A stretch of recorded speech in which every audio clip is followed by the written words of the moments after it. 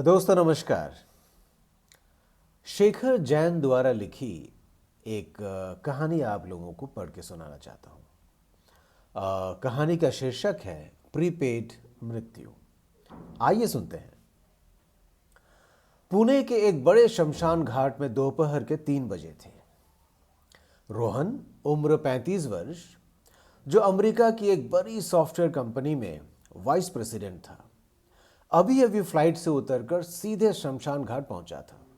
उसके पिता सदाशिव राव, उम्र 75 वर्ष, कल रात गुजर गए थे। रोहन के हाथ में महंगा लैपटॉप बैग था और आंखों में रेवन का चश्मा। उसे पसीना आ रहा था और वो बार बार घड़ी देख रहा था।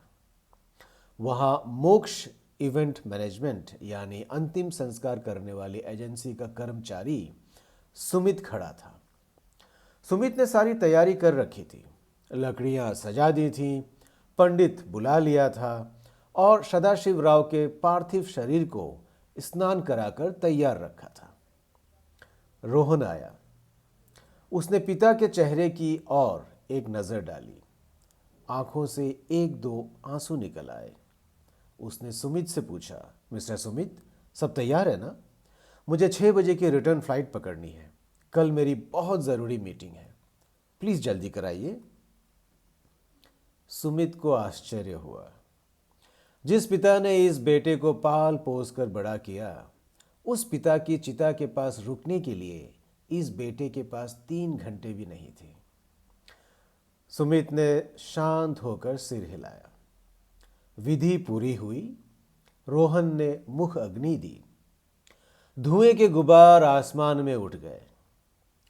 रोहन ने सुमित को अलग ले जाकर चेक बुक निकाली। सुमित, धन्यवाद, आपने अच्छी व्यवस्था की। आपका बिल कितना हुआ? 50,000, 1 लाख? राशि बताइए, मैं अभी चेक दे देता हूँ। मैं दोबारा नहीं आ पाऊंगा। अस्थि विसर्जन भी आप ही करवा दीजिए। सुमित ने रोहन की ओर देखा। उसके चेहरे पर एक अजीब सी मुस्कान थी। उसने जेब से एक पुरानी फाइल निकाली और रोहन के हाथ में दे दी। साहब, बिल देने की जरूरत नहीं है, आपका बिल पेड है। रोहन चौंक गया। पेड? किसने भरा पैसा? क्या मेरे चाचा ने? सुमित बोला, नहीं साहब, 5 साल पहले सदाशिव राव जी, आपके पिता, हमारे ऑफिस आए थे। वो बहुत बीमार थे, ठीक से चल भी नहीं पा रहे थे। उन्होंने मुझसे पूछा था, आपका पैकेज क्या है? मेरे बेटे को तकलीफ ना हो, सब इंतज़ाम कर देंगे ना? हमने उन्हें पैकेज बताया। उन्होंने उसी दिन 50,000 रुपये एडवांस जमा कर दिए थे और ये चिट्ठी मुझे देकर कहा था, मेरा बेटा आए तो उसे ये दे देना। अगर वो ना आ सके तो आप ही मेरा अंतिम संस्कार कर देना। सुमित ने वो चिट्ठी रोहन को दी। रोहन ने कांपते हाथों से चिट्ठी खोली। उसमें सदाशिव राव के कांपते अक्षरों में लिखा था, प्रिय रोहन, बेटा, मुझे पता है तुम व्यस्त हो। अमेरिका में तुम्हें सांस लेने की भी फुर्सत नहीं होती। मुझे मालूम है कि मेरे मृत्यु की खबर सुनकर तुम्हें चिंता होगी। छुट्टी मिलेगी या नहीं, टिकट मिलेगा या नहीं, मीटिंग का क्या होगा, ये सवाल तुम्हारे मन में आएंगे। बेटा, तुम्हारा समय और तुम्हारा करियर बहुत महत्वपूर्ण है। मैंने तुम्हें इसलिए पाला है कि तुम दुनिया जीत सको। एक बूढ़े की लाश के लिए तुम अपना नुकसान मत करना। इसलिए मैंने अपने मृत्यु की व्यवस्था पहले ही कर दी है। एजेंसी को पैसे दे दिए हैं, वह सब कर देंगे। तुम आ सको तो अच्छा है, ना आ सको तो मुझे कोई शिकायत नहीं। बस एक विनती है, जब मैं तुम्हें बचपन में स्कूल छोड़ने जाता था तो तुम्हारा हाथ कभी नहीं छोड़ा था। आज जब तुम मुझे अग्नि दो तो तुम्हारा हाथ कांपना नहीं चाहिए।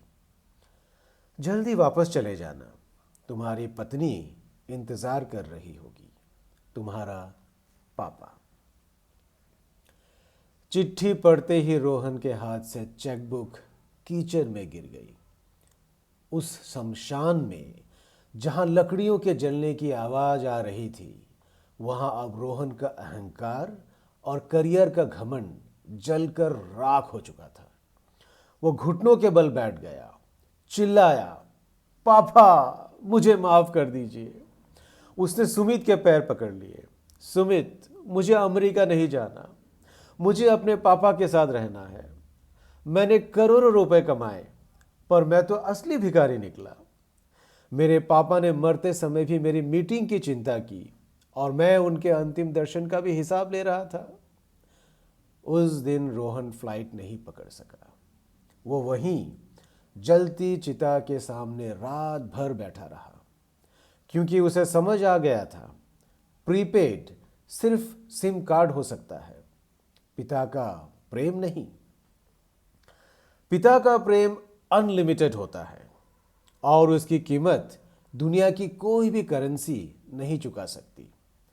आप दुनिया में कितने भी बड़े बन जाएं, कितना भी पैसा कमा लें, लेकिन जिन माता पिता ने आपका बचपन संवारा, उनके अंतिम सफर में साथ देने से कभी पीछे मत हटिए। एजेंसी अंतिम संस्कार कर सकती है, एजेंसी अंतिम संस्कार कर सकती है, लेकिन आंसू एजेंसी के नहीं होते, वो अपने खून के रिश्ते के ही होते हैं। दोस्तों, ये कहानी अगर आप लोगों को अच्छी लगी तो लाइक, कमेंट और शेयर ज़रूर कीजिएगा। बहुत बहुत शुक्रिया।